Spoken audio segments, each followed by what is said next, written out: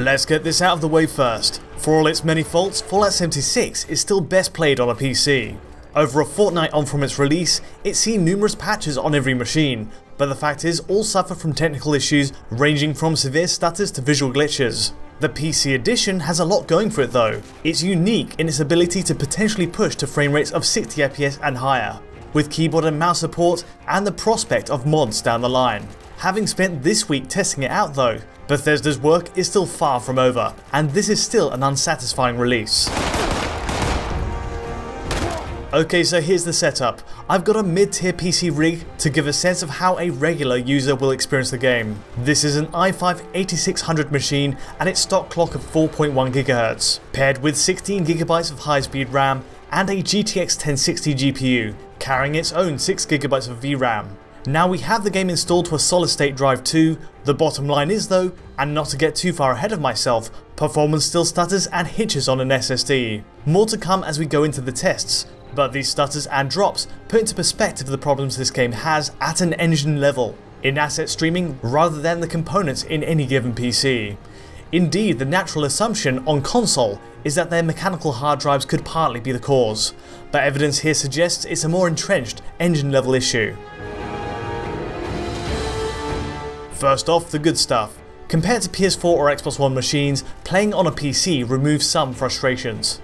Keyboard and mouse support is a given, which helps more than ever now the VATS targeting system doesn't slow the game down. The shooting mechanics demand more real-time reflexes, and so mouse support goes a long way. Just as important is the loading times, especially on respawns. You can expect to die a lot in this game, but loading from a PC's SSD install makes fast travelling around the map almost instantaneous. Unlike PS4 or Xbox One, the downtime is cut down drastically by default. It's just one less thing getting between you and the action. In terms of visual settings, there are some major perks. Running at ultra settings with max texture quality makes way for high-grade assets across the game. There are still texture pop-in issues and flickers of geometry LODs switching over in the distance. But in general, there's more consistency, even compared to the best case on console with Xbox One X. Pair that with high resolution light shafts, in my testing the most demanding setting on PC, and it's certainly a huge jump over a base PS4 and Xbox One with their dithered low-res forms of the effect. Now there is a frustrating downside in shadow filtering here. Look at the shadows on the ground, and there's still this obvious cascade line, a bilinear style filter that sweeps just meters ahead, even on Ultra. As a fixed default, it's a disappointing look.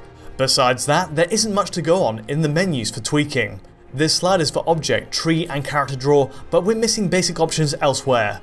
VSync is forced on with no official toggle, something that can be solved manually with an ini file. And even basic settings for anti-aliasing are missing here.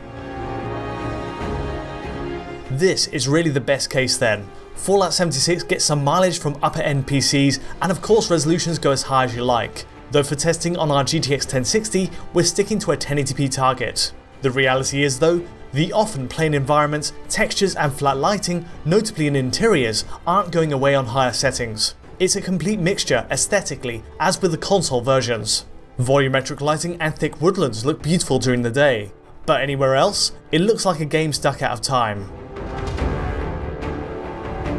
Now visual glitches are an ongoing issue too, even on PC. I've no doubt Bethesda will be sweeping through the game to fix a bulk of these given time. We've already seen huge improvements since the game's early preview builds and right through that early launch period. On patch 1.023 though, PC still has enough oddities to catch you off guard. I've seen enemies appear without heads or torsos, I've seen shading glitches on alpha effects, geometry floating mid-air, and object clipping and more. Again, given time, these are all solvable, but it's still not a great look for a maxed out PC experience, and shows this really needed more time in the oven. The main appeal of Fallout 76 on PC is the upgrade in frame rate. The ability to run at 60 FPS and beyond is a huge breath of fresh air, coming from console testing where we saw 30 FPS at max go down to 10 FPS. It's a game changer. If for nothing else, PC's claim to being the best release can hang on simply being the most fluid to play, at least on average. Our GTX 1060, running at ultra settings and 1080p resolution, proves you don't need a monstrous card to get a decent baseline reading. But with that said, this game still needs a lot more optimization to make that an uninterrupted 60 FPS cap. Now, a quick note here. Since VSync is enabled by default, you're going to get performance capped to 60 here, unless you dive into the ini file to make manual tweaks. Thankfully, a patch has been released that unties the game's physics from the output frame rate, so uncapping the frame rate doesn't affect gameplay speed. To do this, simply go to the Fallout 76 prefs ini in the game settings directory and find the command iPresentInterval. Set the value there to 0 and VSync will be disabled, letting the frame rate reading free to go past your monitor's refresh. In our case, this makes it handy for accurate testing, to see what headroom a card like the GTX 1060 has to work with at Ultra. The outlook is good, at least to start. Unlike console, there's enough memory and RAM bandwidth to push past any drops when using effect spewing guns. We're doing much better than a PS4 Pro, for example, which couldn't handle automatics with a fire augmentation. And instead it just wavers between 60 and 100 FPS, which is comfortable. Less than ideal are the stutters on PC. We have frame time spikes, as seen on the right graph, going down well below 240 milliseconds. As a result, any chance of locking to 60 FPS is hampered. It happens, as with console versions, seemingly at random, when you're running from one area to the next, changing weapon or facing a new enemy. Again, we can rule out the media. We're running from an SSD here, we have RAM to spare, and there's no hint of CPU bottlenecks on any of the cores on our i5-8600. All of which again points to the asset streaming in Bethesda's creation engine being more likely at fault. Just like on console, the random nature of it makes it impossible to replicate in an exact test. Either way, there's no way you can really overlook it. These are hard drops that genuinely affect play. These sub 60 FPS hits stand out even more with VSync enabled. Reinstating a 60 FPS cap with the ini file, it does run at 60 FPS as you'd expect from the overhead the GTX 1060 has here. But the drops are more severe, going down to 40 and even 30 FPS without much rhyme or reason. The secondary issue is that not all areas actually hold 60 FPS on ultra settings. Our GTX 1060 struggles with the bog area, for example, just outside the water park resort at the north of the map. There are plenty of similarly dense spots. Likewise, the dam area has issues locking to 60 FPS, even when it's not stuttering. Expect 40 to 60 FPS as the range here. Some of gameplay rises above it, but this won't cut it for a locked 60 FPS on our card. Some compromise has to be made. For reference, Xbox One X's equivalent settings come closer to the high preset on PC, which is where we look next. Dropping to high though, can we get a locked 60 FPS, and are those stutters still an issue? Well, yes and no. The bog area near the resort is much improved. High settings opens the gates to 60 to 100 FPS range of performance around here. It only glances the top end of the 50s, but for the most part this will work. What doesn't work are the prevailing stutters, which continue to drop the frame time at random. Clearly we haven't found our fix. The drop to high settings does rule out a few causes for the stutters. Object, tree and character draw are significantly reduced on each slider, and if asset streaming is a prime suspect for the issue, then lowering these should logically mitigate it.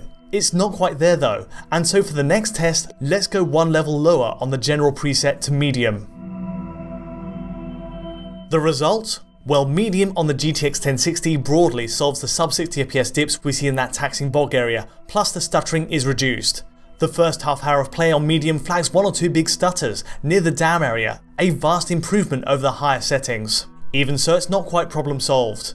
It's again a sign it's an engine level issue that's out of our hands, especially with the limited settings controls we have in the menus. You're getting the worst of it after loading the game afresh, but it still flares up enough from there onwards to be an issue.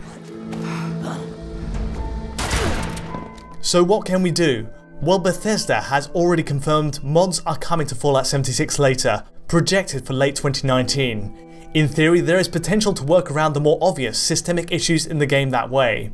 The catch? Well, Bethesda has explained mods won't be used in typical online games, but will be allowed if you're running a private server. Essentially, the promise is to give players the freedom to mod the game as they like, so long as it's kept in a private world that won't interfere with other players, which is fair enough for an online focused game. Now there are mods already available that at a surface level can help tweak the visuals, such as reshader mods, but the changes aren't as radical as we've seen in previous Bethesda games. There are any presets available too, but in general, none yet have the scope of Fallout 4 selection. Between the glitches and recurring performance issues, it's still hard to fully recommend Fallout 76 on PC. To say it's the best way to play the game is hollow praise, given the standard it measures itself against on console. What we do have, in terms of positives at least, is the potential to improve. There's a flexibility on PC to change the code more drastically down the line. A lot of this will come with the introduction of mod support, but it ultimately shouldn't come down to the fans' input to solve it. Bethesda itself owes it to the people that bought the game to fix these issues. At the very least, PC needs a solid baseline level of performance. This isn't just for the sake of Fallout 76, but also to show the level of quality the developer's aspiring to in its next game release on PC. There's no way to take back the unfavourable first impression many have of the game, but there is a chance to make good on the ambition the studio clearly had for an online Fallout. It's a lofty goal that's clearly had major issues, but I hope they do keep striving to turn it around. That's all from me today though. If you did find this analysis useful in any way, do let me know with a like or subscribe. And to get notifications as each video lands, don't forget to hit the bell. For the source file to this video, check out our Patreon at digitalfoundry.net. And to get in touch directly with me or the team, please use Twitter. But until next time, thanks for watching.